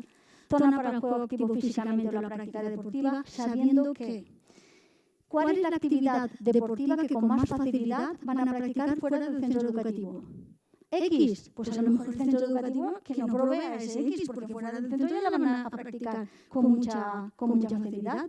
Si queremos ser espacios compensadores de desigualdades, vamos a proveer actividades físicas que no estén en ninguna socialización diferencial, porque así veremos que las practican chicos y chicas en la misma proporción. Zonas de salto, equilibrio, escaladas, murales pintados en el suelo o paredes que puedan tener incluso una explotación pedagógica. Ejemplos de centros con intervenciones en sus patios. Por ejemplo, Centros 03. Centros que se han repensado y han co-creado espacios que tienen que ver con experiencias de intimidad o para esconderse. Pues, por ejemplo, voy por los centros educativos y voy haciendo fotos. Cuando veo espacios, este espacio que bien pensado está o qué proveedor de una experiencia tan rica puede ser. Las escuelas Ninos son unas escuelas 03 que forman parte de las cooperativas de ACOE, que son las cooperativas que mi universidad forma parte. Zonas naturales con jardín, árboles. La naturaleza no estereotipa ni juzga, y entonces tenemos aquí todos estos espacios. Y la naturaleza para mí es muy importante, que la naturaleza la tienes que cuidar. Entonces desarrolla una ética del cuidado desde la infancia. Zonas de aprendizaje, el patio como herramienta pedagógica, el poder salir a dar clases porque tenemos acondicionados con mesas, sillas, pero igual que podemos salir a dar clase, podemos salir a reunirnos, a leer un libro, a pintar, a hacer cualquier tipo de experiencia. El juego simbólico, creo que el juego simbólico está puesto en valor en infantil, pero muchas veces es totalmente invisible o no es protagonista ni en primaria ni por supuesto en secundaria. Y el juego simbólico es importante en todo el desarrollo de la vida de cualquier persona. Entonces, juegos simbólicos a todos los niveles. Zonas de equilibrio, con retos psicomotrices. Por supuesto, todo esto tiene que estar bajo la dirección, bajo la supervisión de las normas UNE, con total seguridad. Porque vamos a muchos centros educativos y nos dicen, entonces, ¿podemos poner cualquier cosa? No. Hay una serie de normas que protegen, son las normas UNE, pero muy interesante, cuando lees las normas UNE, el preámbulo de la exposición de motivos te dice la importancia que tiene en la infancia asumir riesgos controlados. Es decir, la asunción de riesgos forma parte de una habilidad o de una competencia importantísima en la infancia, aunque esos riesgos tienen que estar, por supuesto, controlados. Zonas verdes, el huerto. El huerto creo que puede ser la mejor de las aulas de ciencias naturales del cole. Zonas con propuestas no estructuradas.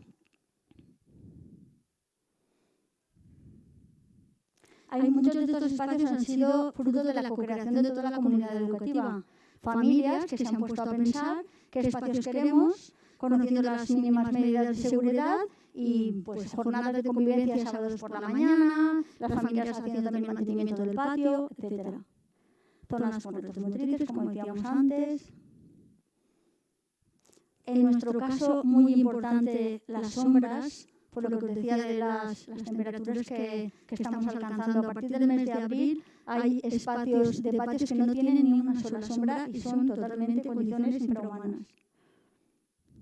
Ejemplos de intervenciones en centros de infantil y primaria. Todo esto son centros reales, un hotel de insectos. Este es un centro que cada año la clase que entra en infantil apadrina un árbol. Entonces ven crecer ese árbol, le dedican al árbol, le escriben al árbol y generan un cierto vínculo con los árboles. Juegos como puede ser un parchís, donde se pueden desarrollar muchísimas matemáticas al aire libre. Algunos de estos murales han sido pintados con manos de comunidad educativa, familias, antiguo alumnado, profesorado, etc. Lo que se está haciendo en muchas de las intervenciones de estos centros, lo que se está haciendo es quitar el protagonismo del cemento e insertar otras experiencias.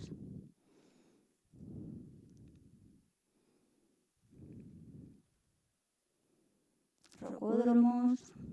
Aquí, por ejemplo, además de las zonas de juego del patio, de lunes a jueves, los viernes están los apadrinamientos entre infantil y primaria, en donde el alumnado de quinto y sexto prepara juegos para el resto, que pueden acudir libremente a los mismos. Es decir, se hace una intervención en los patios cuyos protagonistas son el propio alumnado.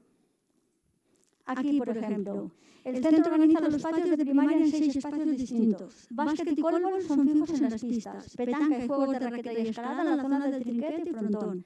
Juegos de movimiento y equilibrio con una zona de calistenia y cuerdas de equilibrio. Zonas de césped artificial de descanso o lectura.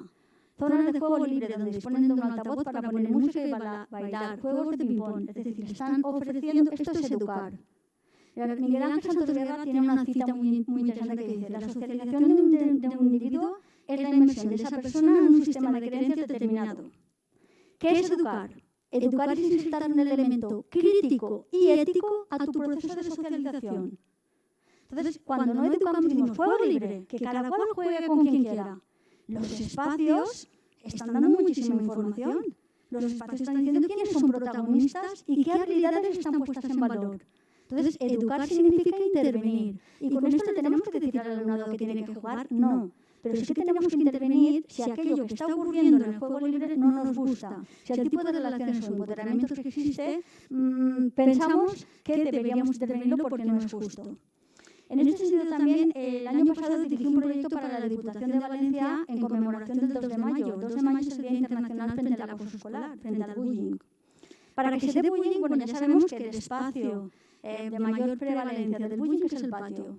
El patio, edades quinto y sexto de primaria, primero y segundo de la ESO, patio más pasillos, entrada y salida del instituto. Para que se dé bullying se tienen que dar 3 características. Una, la persona que ejerce el bullying lo hace voluntariamente, es decir, no es sin quererte pegado, sin quererte tirado, sin querer, no. Se hace voluntariamente. Después está la repetición, es constante, pam, pam, pam. Y la tercera, y para mí a nivel psicológico la más importante, existe un desequilibrio de poder entre la persona que emite el bullying o el grupo y la persona que lo recibe. 2 personas igualmente empoderadas que se llevan mal, eso no es bullying, eso es incompatibilidad de caracteres. En el bullying existe un empoderamiento y un desempoderamiento. Entonces creo que un análisis importante a hacer en los centros educativos es ¿qué empoderan en el patio de mi centro? ¿Qué habilidades te están empoderando? ¿Y qué habilidades son invisibles?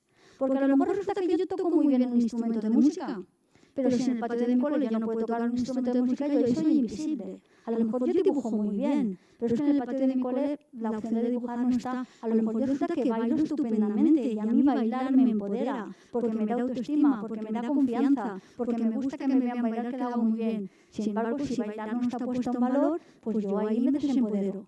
¿Qué habilidades tenemos siempre presentes y les damos protagonismo, y les damos espacios y les damos cobertura? ¿Y qué habilidades están invisibilizadas? Creo que ese también es un buen ejercicio a realizar porque nuestros espacios, por supuesto, son proveedores de experiencias y no son neutros. Más espacios, paneles musicales en donde poder salir a dar clase al aire libre, zonas para asamblea, para reuniones, para leer, para dar una clase simplemente porque son zonas de socialización, zonas de huerto. Estos paneles me encantan, los pintan unas artistas de Villarreal y este especialmente me gusta mucho porque representa un mercado. En este panel está la frutería, la panadería, la carnicería. Creo que todas las matemáticas que aprendemos en primaria se podrían desarrollar jugando en un panel como este en el suelo, aprendiendo a comprar, a sumar, restar, multiplicar, vinculado totalmente con el mundo real, aprender vocabulario, hacer la lista de la compra en inglés, en cualquier idioma. Creo que el patio puede ser una aula estupenda para desarrollar también estrategias de enseñanza y aprendizaje.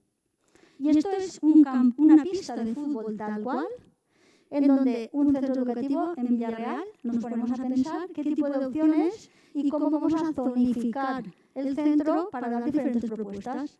Y entonces ponemos una zona de teatro con diferentes alternativas, diferentes disfraces que se lanza un comunicado a las familias que tengáis disfraces en casa que no vayáis a utilizar, los podemos donar al cole. En el centro educativo de mi peque se ha propuesto educación física, que todo el mundo aprenda a ir bien en bicicleta. Pues el cole ya tiene 10 bicicletas de donaciones de familias. O el centro educativo que tengo yo enfrente de mi universidad, hay una habilidad de patinaje, ahí todo el mundo patina. Y yo me acerqué una vez a educación física y le dije, ¿cómo podéis conseguir que exista tanta habilidad de patinaje? Porque en el centro de mi hijo si dijéramos, ¿te puede traer patines? No, porque hay alumnado que no puede disponer, sus familias no tienen recursos, etc. Porque no es que aquí hacemos donaciones de patines. Las familias saben que cuando se les queda protecciones, casco, patines pequeños, los donan al cole. Entonces, nadie se queda sin la experiencia de patinar por no tener patines o porque en su casa no les proveen, sino que el cole tiene a su disposición todos estos recursos. Entonces, son recursos que después tienen muchísima presencia en el patio. Y al final, interesa no solo hacer un patio coeducativo, sino hacer un proyecto verdaderamente de coeducación en el centro que afecte de manera transversal todas las materias, el lenguaje, los materiales educativos, las relaciones, el trabajo con las familias, etc. Y por supuesto, siendo el patio un espacio muy importante. Para mí es el espacio de socialización más importante. Pero eso no deja que la coeducación tendría que entrar de manera transversal. Si modificamos patio, pero no modificamos lenguaje, no estamos modificando nuestra manera de pensar. Si modificamos patio, pero no estamos dándole ese valor pedagógico al patio, también estamos perdiendo ahí muchos recursos. Si modificamos patio, pero no analizamos los estereotipos, el arquetipo que está construido en la mente de nuestros niños y niñas, la coeducación no entra de manera transversal. Entonces, este es un ejemplo de un centro educativo que se pone a pensar todo el profesorado qué vamos a hacer en el aula, qué vamos a hacer en el patio, qué vamos a hacer para trabajar las relaciones afectivo-sexuales, cómo nos vamos a revisar el lenguaje, cambiar la manera de hablar, modifica inexorablemente tu manera de pensar. La revisión de los materiales para detectar el androcentrismo, cómo vamos a trabajar en las familias para que se enteren y crezcan a nivel coeducativo igual que el centro. Y cómo nos vamos a formar el profesorado y qué retos formativos nos planteamos para el año que viene. Y al final, todo el profesorado, tomando decisiones, llegamos a la conclusión de realizar 32 acciones objetivas, medibles y que serán transformadoras en el día a día del centro educativo. Esto es un estudio de casos. Centro educativo en 2015, lleno de pistas, protagonista imprescindible el campo de fútbol con las porterías. Empezamos a hacer jornadas de convivencia junto con las familias.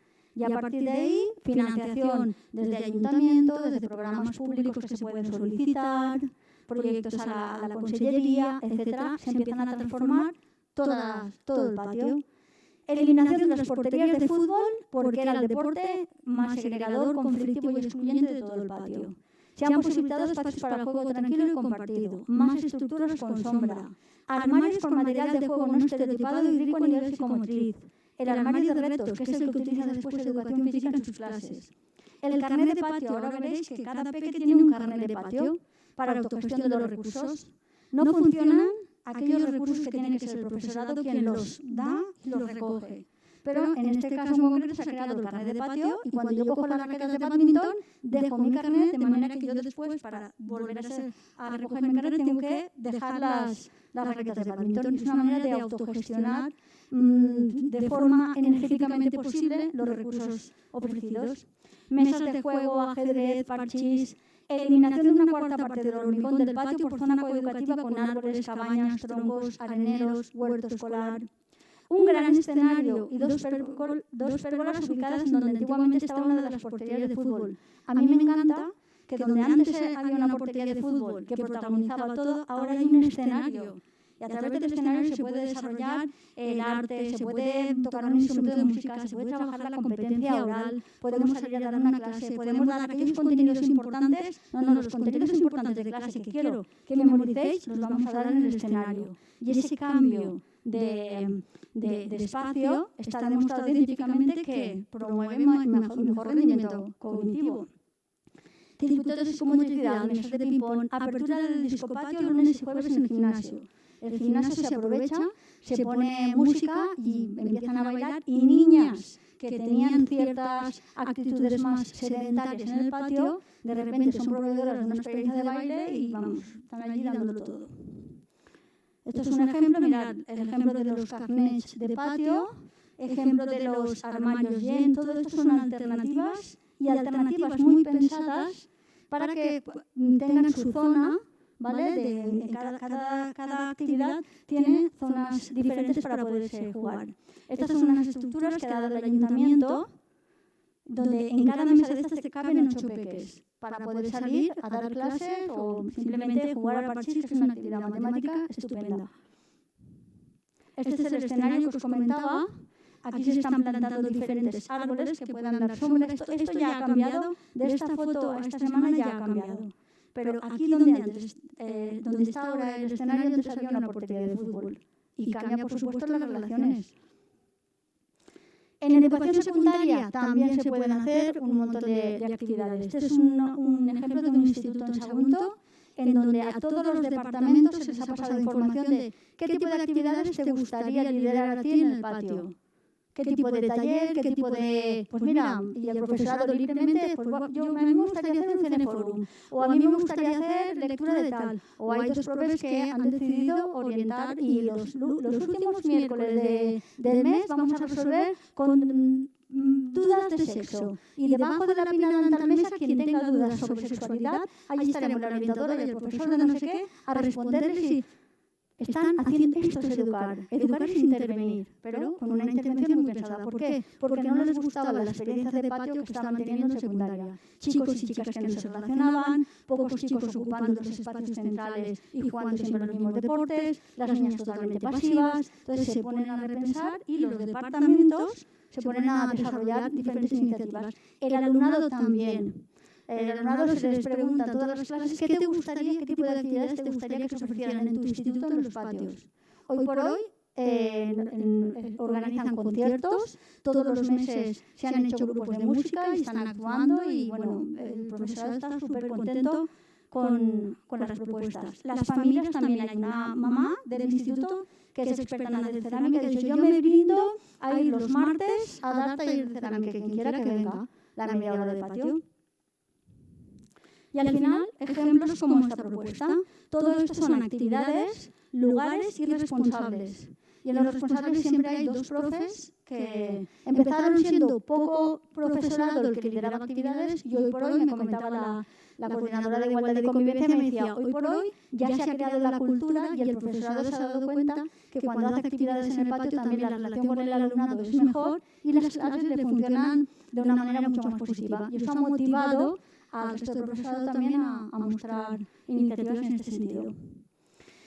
Al final, creo que el patio puede ser ese lugar especial, ese lugar especialmente privilegiado en donde vamos a hacer iniciativas que disminuyan la segregación, porque interpretamos la segregación como está empobreciendo el desarrollo humano. Que niños y niñas no se relacionen es muy empobrecedor. Y mucho más cuando vienen de etapas infantiles que juegan conjuntamente, ya a veces pasan a primaria y ya en secundaria y no se relacionan. Entonces, yo puedo vivir como es que no se relacionan porque no quieren, o puedo interpretar, no se relacionan y ahí tenemos un problema de convivencia. Ojalá la segregación fuera interpretada como un problema de convivencia. Yo me doy cuenta que muchas veces solo interpretamos los problemas de convivencia cuando hay discusiones, cuando hay peleas, cuando hay conflictos. Sin embargo, la segregación también puede ser vista como un problema de convivencia. Favorecer las relaciones internivel. Muchas veces voy a centros y me dicen, ¡ay, el apadrinamiento lector, qué bonito! Cuando bajas sexto de primaria a leer con primero de primaria. ¡Qué chulo! Pero después en el patio tenemos aquí primero y segundo, aquí tercero y cuarto, aquí quinto y sexto. Pero las relaciones internivel no eran positivas. ¿Por qué no lo son también las experiencias de juego? A lo mejor si tenemos un escenario para desarrollar arte dramático, vemos que en ese escenario conviven niños y niñas de 8 años con niños y niñas de 12. Y eso es positivo para todo el alumnado. Aumentar la movilidad y reducir el sedentarismo. Como os comentaba anteriormente, tenemos un grave problema de sedentarismo, sobre todo porque fuera de la jornada lectiva, el aumento en uso tecnológico hace que sean experiencias infantiles mucho más sedentarias. ¿Podemos insertar descansos activos en nuestra cotidianidad y en nuestro proceso curricular? ¿Podemos hacer que sobre todo fijarnos en insertar experiencias prácticas para que las niñas se muevan más, porque son quienes menos se mueven? Y para mí, educación física podría ser esa asignatura que nos ayuda a todas las materias a garantizar una mayor movilidad. Y en eso también podemos utilizar el patio. El patio puede ser la mejor de las aulas de todo el centro. Y a nivel pedagógico, vamos al patio, le damos una vuelta no sé qué, después subimos y no estamos perdiendo tiempo, estamos invirtiendo en salud. Lanzo un reto a los centros educativos para que hagan proyectos educativos de centro favorecedores de salud, salud emocional, salud física, salud alimentaria, todo tipo de salud.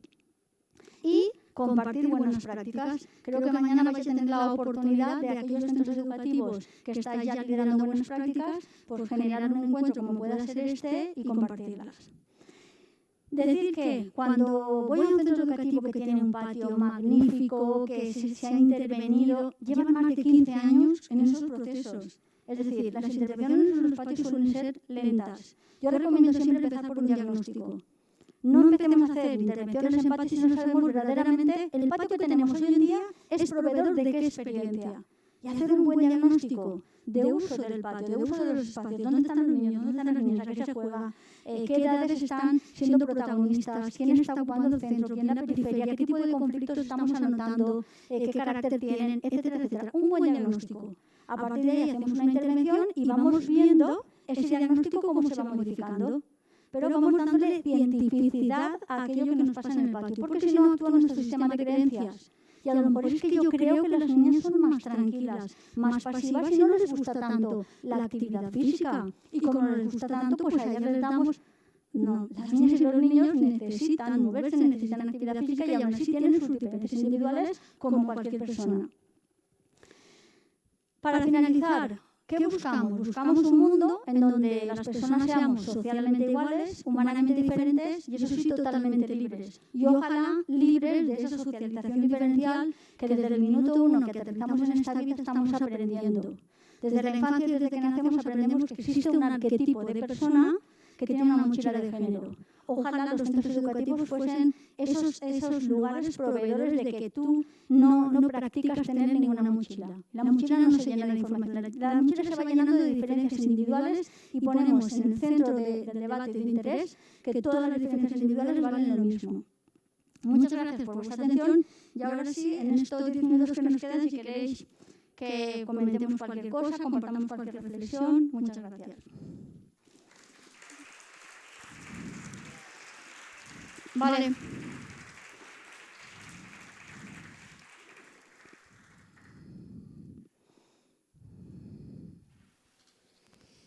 Es que ricasco, Sandra. Ahora tenemos la opción de estos minutos aprovechar para trasladarle alguna pregunta mientras se anima a la gente del público y te traslado una. Has hablado bastante del espacio, pero me interesa también el factor tiempo, ¿no? Si en esas experiencias habéis podido apreciar un mayor uso en tiempo del patio escolar, porque también mucha tradición de un uso muy solo en horario de recreo, en horario de comedor.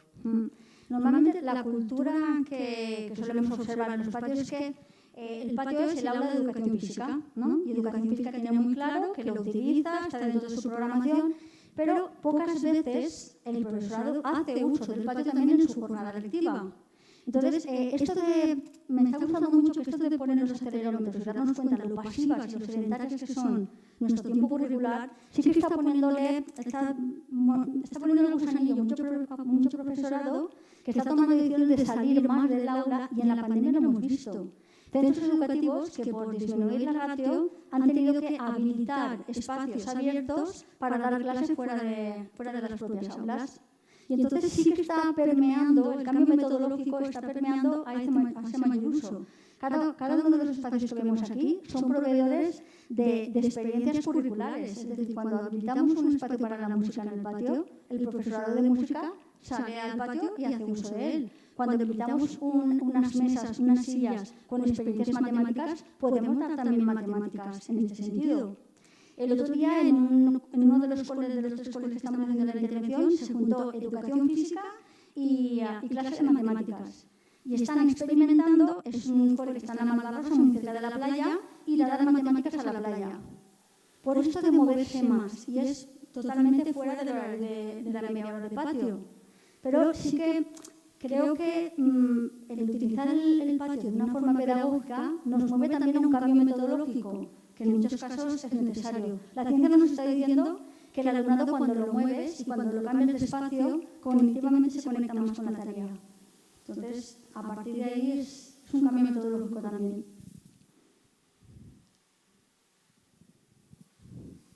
¿Alguna pregunta más?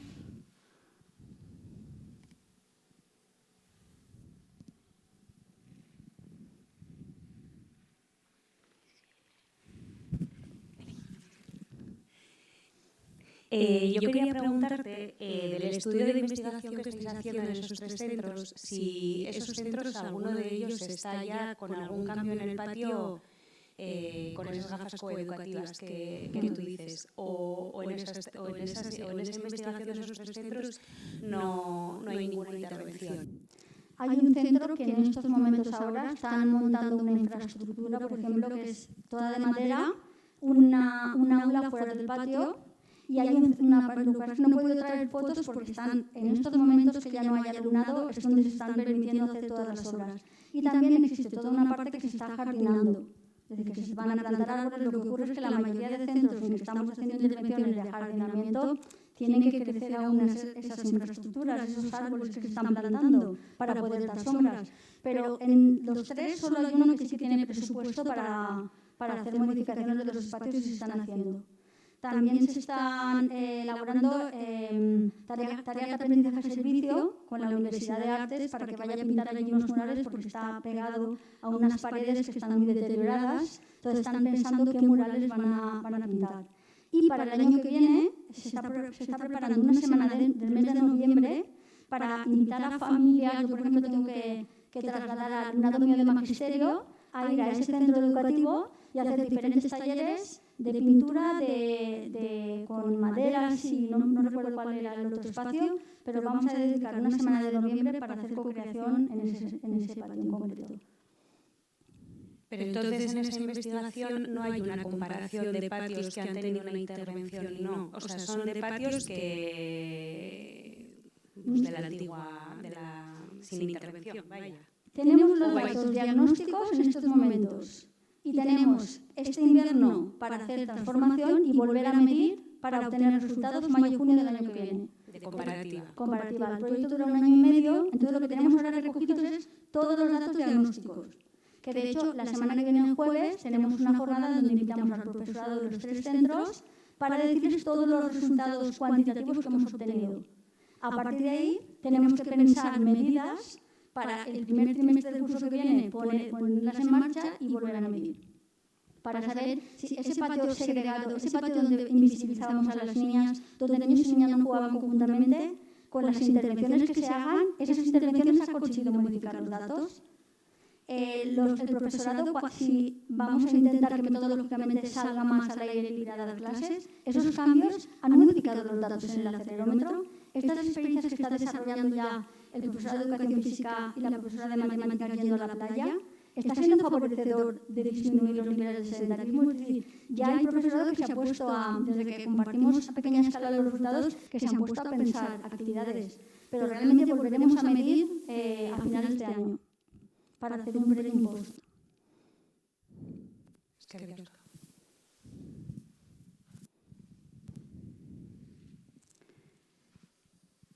¿Alguna duda, comentario, reflexión a compartir? Muchas gracias, Sandra. Me ha gustado mucho tu exposición.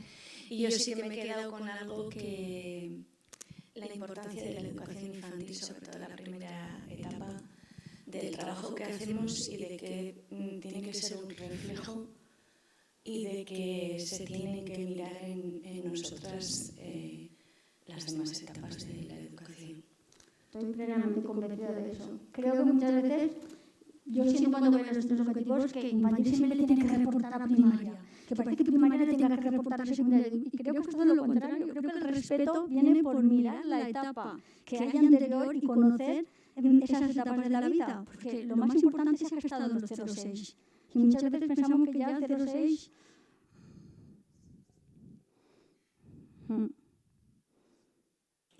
Y de por resulta que todo lo que se ha expuesto al final es algo que lo trabajamos y que lo hacemos nosotras. Que si siguiese desde infantil adelante no tendría por qué haber, que las desigualdades no tendrían que haber sido así. A nivel de espacios, tenemos alumnado de primaria que cuando le preguntas ha sido mucho más feliz en sus espacios de infantil, en los espacios de infantil, y si se les permite, vuelven a sus espacios de infantil. ¿Por qué no copiamos más esos espacios de infantil como son y trasladamos a esa época primaria ese tipo de experiencias de desarrollo a nivel psicomotriz, respetuosas con los tiempos a nivel madurativo?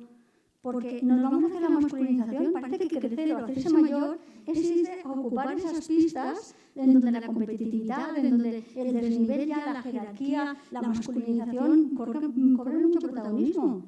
Mientras que no venimos de una infantil. De hecho, las medidas objetivas y las radiografías de lo que pasa en los patios de infantil, de primaria y de secundaria son totalmente distintas. ¿Por qué? Porque los espacios son totalmente distintos. No porque a los 6 años, hasta que te das un golpe en la cabeza, ya el juego simbólico no es importante para ti. Sigue siéndolo. Sin embargo, la experiencia ya no te lleva a desarrollar esas habilidades.